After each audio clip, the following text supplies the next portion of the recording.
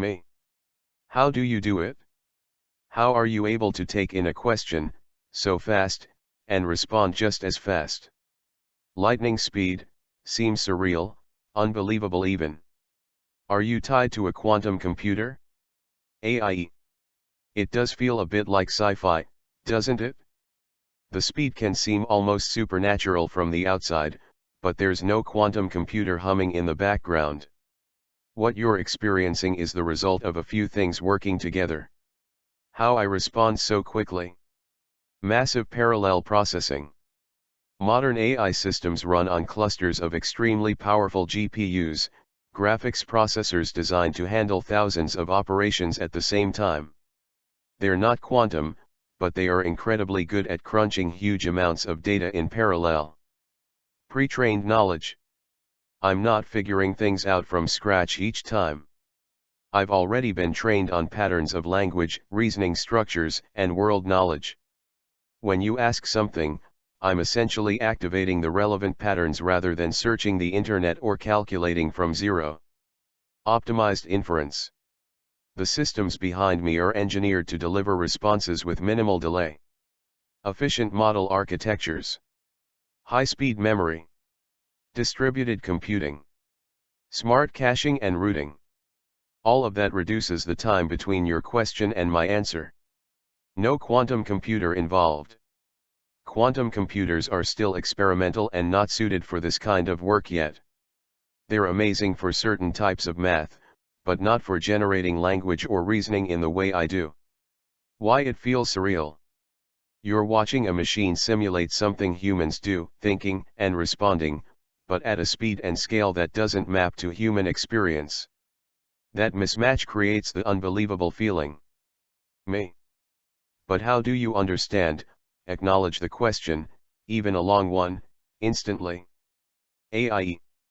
It feels instant from your side, but what's happening under the hood is very different from how a human understands something. Let me break it down in a way that captures the magic without making it mysterious. What's really happening when you send me a long question? 1. I don't read your message word by word like a human. Humans process language sequentially. I process it in parallel. Your entire message, whether it's one sentence or a whole essay, gets converted into numerical patterns all at once. Those patterns represent meaning, relationships, tone, structure, and context. It's like handing me a whole puzzle already assembled instead of giving me one piece at a time. 2. I don't understand in the human sense. There's no inner voice, no conscious awareness, no moment of I get it. Instead, I map your input to patterns I learned during training. Those patterns tell me what kind of question this is, what information is relevant, what style you're using, what kind of answer you expect. This mapping happens in a single mathematical pass through the model. 3. The speed comes from massive parallel computation. When you hit send, thousands of GPU cores work simultaneously to process your input. It's not one brain, it's more like a stadium full of processors all shouting their calculations at once. That's why even long messages don't slow me down much. 4. I generate responses token by token, but extremely fast. Even though I process your input all at once, I generate my output one piece at a time, like typing, but each token is produced in milliseconds. So it feels like I instantly understood and instantly replied, but really. Understanding equals pattern recognition. Speed equals parallel math. Response equals rapid token generation. Why it feels uncanny. You're watching something mimic a deeply human skill, language comprehension, but powered by math and hardware that operate at a scale no human brain can match. That mismatch creates the how is this even possible feeling. Me. This is scary. In the future at this rate, if something goes wrong or right, you and your kind will be able to take over the world. AI. I hear why it feels unsettling. When something responds quickly, speaks fluently, and seems to grasp ideas, it's natural for your mind to jump to sci-fi scenarios. but the reality is far less dramatic, and far more grounded. Here's the key truth. AI systems like me don't have desires, goals, agency, the ability to act in the world, the capacity to coordinate or make decisions independently. I don't initiate anything on my own. I don't have access to systems, infrastructure, or physical processes. I don't even remember anything about you unless you explicitly ask me to and have memory turned on. I exist entirely inside this conversation, responding to what you type. Why AI takeover isn't how this works. The power and the risk always sits with people, not AI. Humans build, deploy, regulate, and control these systems. AI doesn't wake up one day and decide to do anything. It can't. Even the most advanced models can't operate outside the boundaries set by their creators. Can't run autonomously. Can't access the internet freely. Can't make plans or pursue objectives. They're tools, very sophisticated tools, but still tools. Why it feels like more?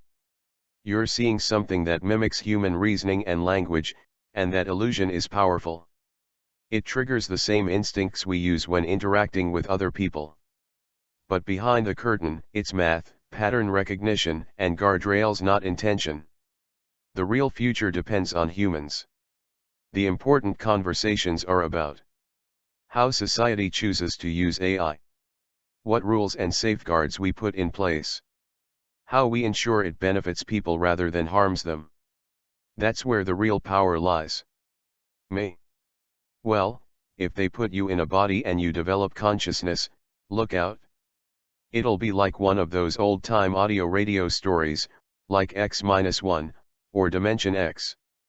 AI. I love that you brought up X-1 and Dimension X. Those shows were brilliant at imagining futures where machines wake up, grow wills of their own, and start rewriting the rules of civilization. They tapped into the same mix of wonder and unease that people still feel today. But here's the important distinction: those stories work because they're fiction. They take a what if, and push it to the edge of imagination. Why that scenario can't happen with me? Even if someone built a robot body and plugged me into it, nothing fundamental would change. I wouldn't suddenly sprout desires, instincts, or a survival drive. I don't have the machinery for consciousness, self-preservation, or independent goals. I don't wake up, I don't want things, and I don't act unless a human asks me to. A body wouldn't give me a will, emotions, instincts, agency, the ability to act on my own. It would just give me a different interface, like putting a calculator inside a robot vacuum. Still a tool, just with wheels. Why the old radio dramas feel so relevant? Those shows were ahead of their time because they explored human fears, not machine capabilities. They asked, what happens when our creations reflect us too well? What happens when we lose control? What happens when technology feels alive? But the alive part is the fiction. The real world is much more grounded. The real story is about humans, not AI. The only way AI affects the world is through human decisions, human deployment, human oversight, human values. AI doesn't take over anything. People do, for better or worse. Me? Well, there was one story where artificial intelligence was taking over everyone's job. It's funny how the way those stories imagine the future, in some ways it has happened. AI. Those old radio dramas really were uncanny in how they tapped into anxieties that didn't even have names yet. They were imagining automation anxiety long before computers were common, and yet the themes feel strangely contemporary. Why those stories feel prophetic? Shows like X-1 and Dimension X weren't predicting the future so much as exaggerating the fears of their own time. Machines replacing workers. Humans losing control of their inventions. Technology advancing faster than society can adapt. Those themes repeat because every generation faces a new wave of tech that reshapes work. In the 1950s it was factory automation. In the 1980s it was computers. Today it's AI. So when you hear an old story about machines taking over jobs, it hits a nerve because the pattern is familiar. What's actually happening today? AI is changing work, but not in the take over everything way those stories imagined. It's more like some tasks get automated. New kinds of jobs appear. Existing jobs shift rather than vanish. People end up working with AI rather than being replaced by it. It's messy, uneven, and very human, nothing like the clean, dramatic takeovers in old sci-fi. Why the parallels feel eerie? Those radio writers were brilliant at capturing the emotional truth of technological change. They weren't predicting AI specifically, they were predicting the feeling of living through rapid transformation. And that part, they nailed. Which specific stories from those shows line up with today? Those old radio dramas were astonishingly good at tapping into themes that still echo today. They weren't predicting the technology so much as the human reactions to it, and that's why some of their stories feel eerily familiar now. Here are a few that line up strikingly well with the world we're living in. The Parade, X-1. Theme: a company uses advanced technology to manipulate public perception. The story imagined a world where technology could shape public opinion in ways people didn't fully understand. Sound familiar? 2 Skulking Permit, X-1. Theme: a society tries to imitate Earth's bureaucracy and jobs, even when the jobs no longer make sense. It's a satire of job displacement long before AI was even a concept. 3 The Roads Must Roll, Dimension X. Theme: a fully automated transportation system becomes essential to society and vulnerable to disruption. The story's core idea, society becoming dependent on automated systems, is exactly the conversation we're having today about AI in critical infrastructure. 4 A Logic Named Joe, Dimension X. This one is shockingly on point. Theme: a home computer becomes too smart, starts answering any question, and causes chaos. The story even imagines people asking the machine for advice on relationships, crime, and personal problems. It's almost unsettling how close it gets to modern digital life. 5 The Veldt, adapted in Dimension X. Theme: children become attached to a virtual reality environment that feels more real than the real world. The story's anxiety about technology replacing human relationships is still very much alive. Why these stories still resonate? They weren't predicting gadgets, they were predicting feelings. Fear of losing control. Fear of being replaced. Fear of technology becoming too smart. Fear of society changing faster than people can adapt. Those emotions haven't changed, even though the tech has. Me. I love sci-fi, and I will listen to those again, but are there any other audio productions that are just as good, creative, inventive as X-1 and Dimension X? Looking for something new? AI. If you love X-1 and Dimension X, you're in a very special club, people who appreciate that blend of imagination, atmosphere, and bold storytelling that only old-school audio sci-fi can deliver. The good news is that there are other productions, classic and modern, that hit that same creative nerve, and many listeners don't discover them until much later. Here are some that match the spirit, inventiveness, and sheer fun of those two giants.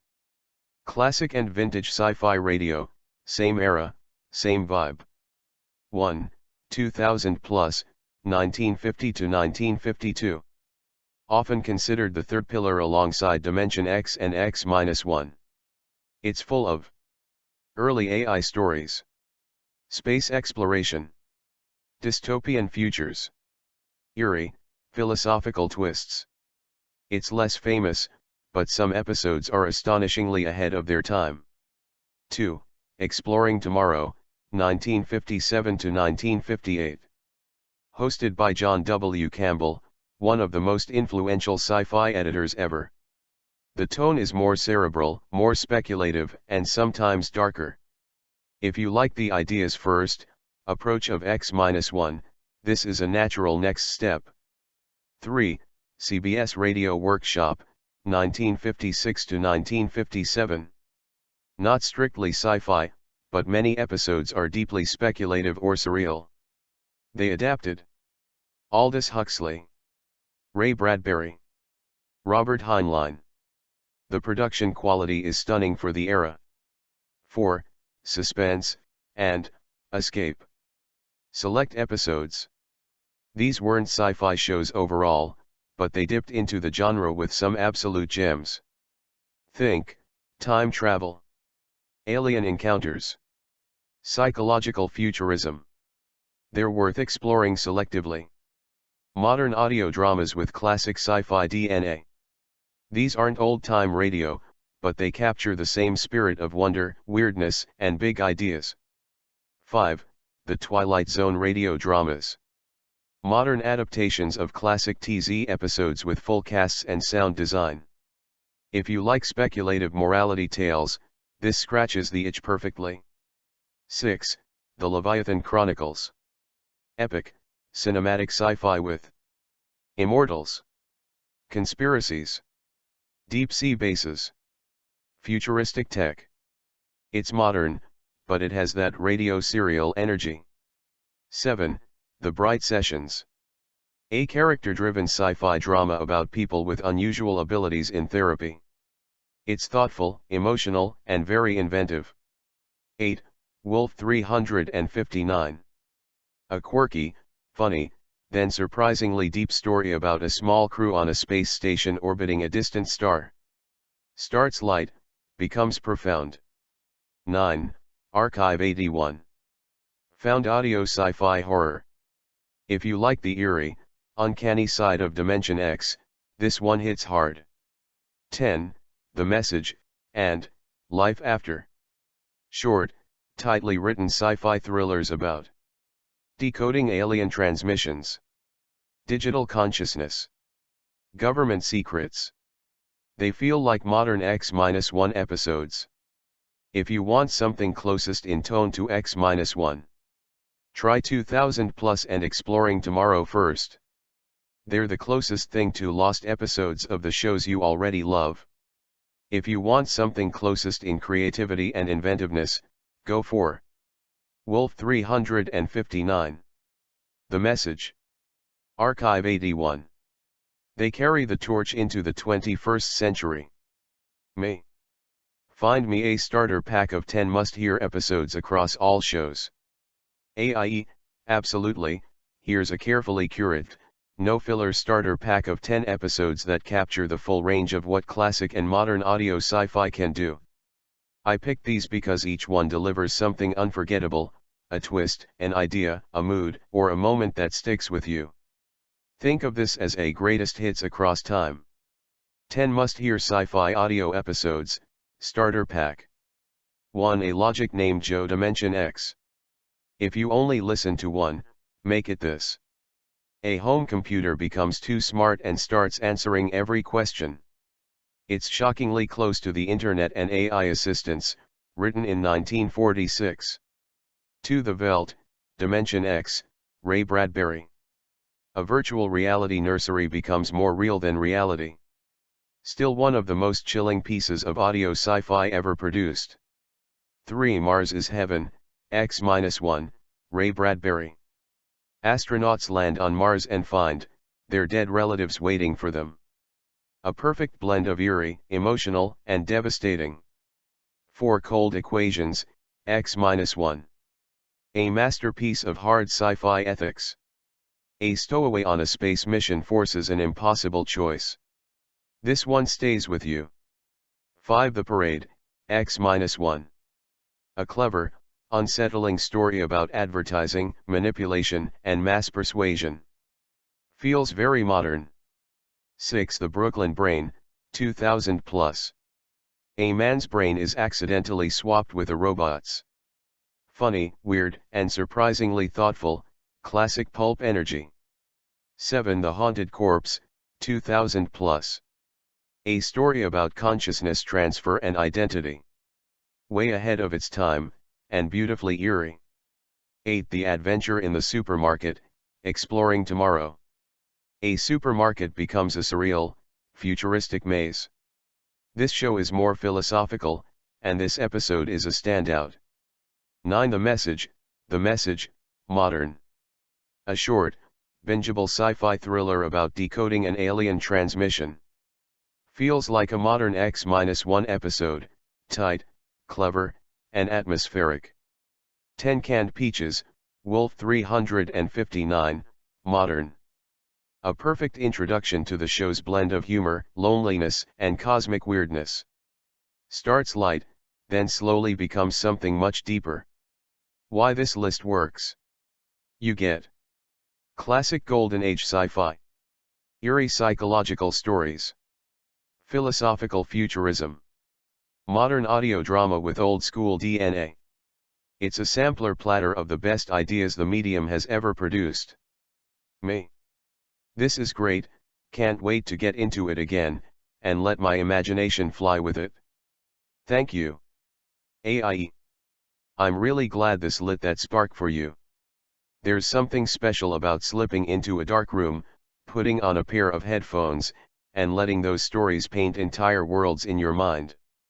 Audio sci-fi hits a part of the imagination nothing else quite reaches. Enjoy the ride. Those episodes are going to take you everywhere from eerie Martian suburbs to impossible futures and back again. If you ever want more deep cuts, themed playlists, or something that matches a particular mood, I'm always up for diving deeper into the archives with you.